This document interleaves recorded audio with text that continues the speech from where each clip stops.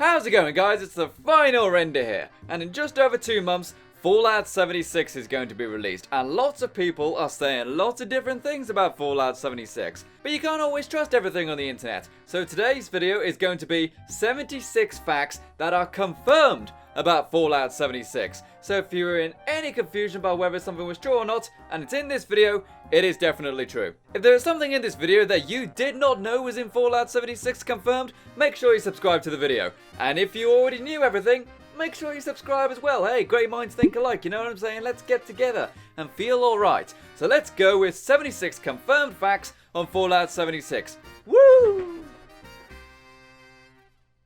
That was alright.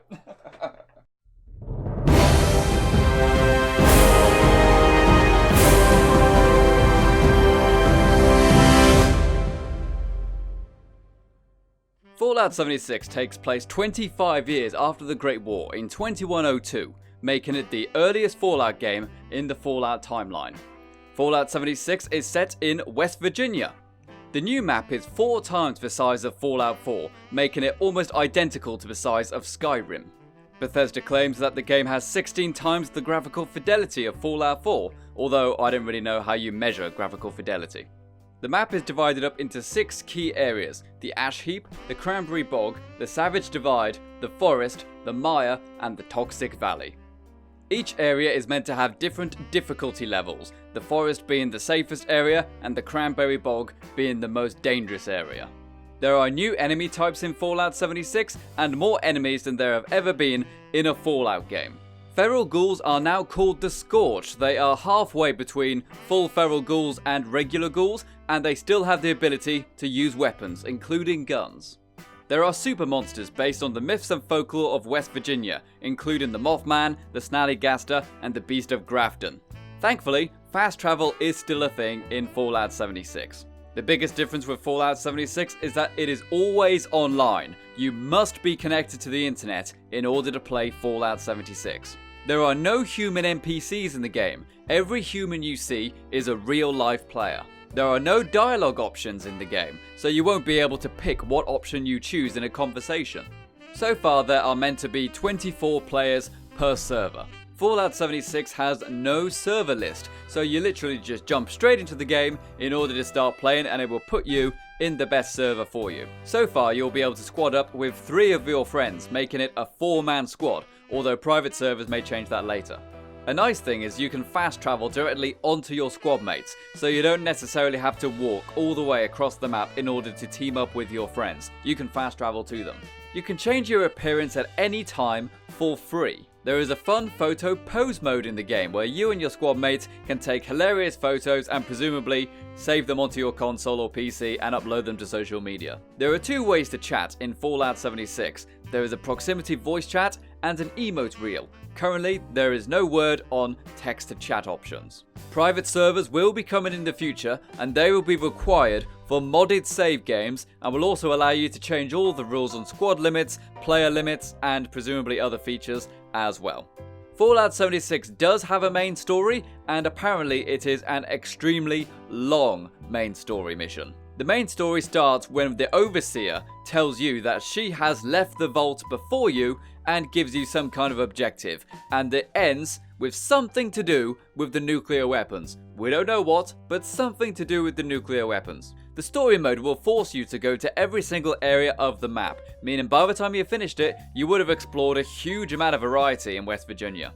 It's been said that you need to be a very high level in order to beat the main game, so you won't be able to just go to the final objective straight away and complete the main story. You will need to be a very high level in order to survive the final missions. Bethesda have claimed that this game has more quests and more missions than any other Fallout game before it, which is very, very promising. It is possible to beat the entire game solo by yourself, which a lot of people were very concerned about. You don't have to squad up, you can do it all by yourself should you choose to.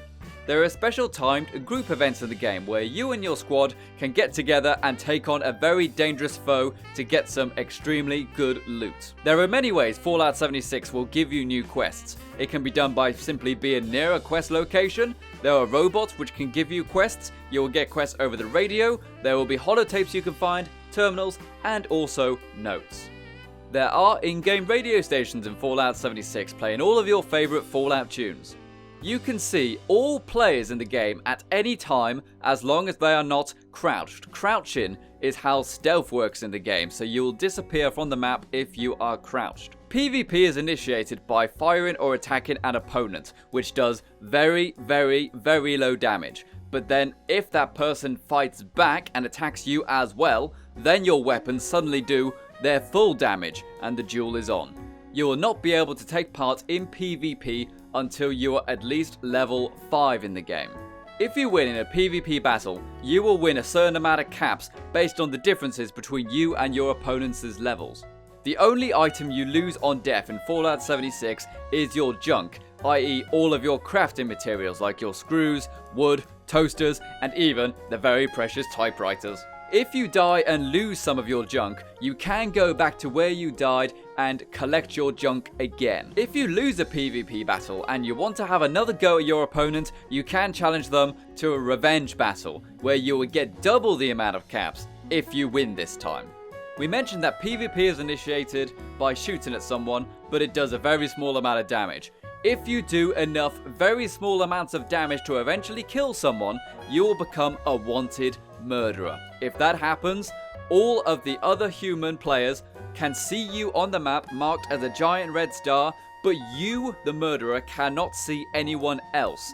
Also, you will have everybody hunting for you because there is an extra large cap reward for taking down a wanted murderer. But not only that, but if you are taken down, then the cap reward for the person who kills you comes out of your own personal caps. There is almost no benefit for becoming a wanted murderer unless you maybe want to just see how long you can survive until somebody takes you down. If all the PvP stuff though is not for you, then you can still ignore players or even block them entirely, so there will be no way they can engage in PvP with you should you not want to do that. You can trade your items with other players, making traveling merchants a possibility. Nuclear weapons can be accessed at certain bunkers after you've acquired a full set of launch codes in order to fire said nuclear missile. The nuclear missiles will take a lot of codes in order to use. It may take a very long time to find enough codes by yourself. Once the nuclear weapon has been fired and hits its target location, then that area will become a high level zone where there are very dangerous enemies and lots of very high level loot.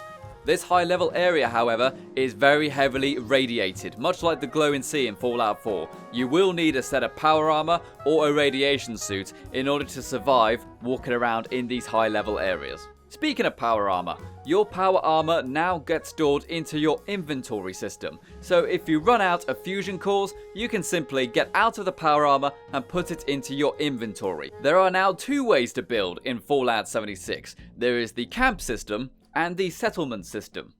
Your camp is a very small area where you can build, and settlements are very large areas where you can build. Your camp is portable and can be moved at any time you want for a very small cap fee. Your camp will disappear from the online servers when you are offline, meaning it can't be raided by other players when you are not playing the game. The same electricity system and conduit system is going to be used in Fallout 76 that was used in Fallout 4. You can build stores and vending machines for other players who visit your camp. So if you're off running about and then somebody stumbles upon your camp, they can buy some resources you put up for sale even if you're not there. Your camp structures can be damaged, but can be very easily repaired at a very minor cost to what it was to build the item that was damaged. Very similar to repairing the turrets or the food crops in Fallout 4, for example. Items that are stored in containers in your camps cannot be looted by other players. If there is an item in a container, it is safe. Settlements, however, are much bigger cooperative build areas that you and your squad can build in together. Settlements also have huge resources in heavy abundance that can be harvested once you have built at that pre-designated settlement location. Once you have started harvesting, a wave defense game will start, where various enemies will be attacking your settlement until presumably you have harvested all of the resources in that settlement. Settlements must be discovered and then cleared out before they are buildable by you and your squad. Also, a very nice thing is that the build menus have been very heavily reworked and re-optimized, so you can build with much more speed and much more ease. Every time you level up in Fallout 76, you put one special point into one of your special traits until you reach level 50, in which case you will not receive any more special points. Fallout 76 has no level cap. You can keep playing and ranking up to your heart's content. Perks in Fallout 76 come on trading cards. The reason Bethesda have done it this way is because it is very easily to tweak and even add brand new perks any way they want to. The perks you use will have a special point requirement, meaning if you do not have the amount of points put into that special trait, such as strength or intelligence, you won't be able to use that perk card until you have invested enough special points into those areas. The perk cards also have upgraded versions of their base cards, so you can get a higher level version of that card, but you'll require a higher special points requirement in order to use the level 2 version of the card.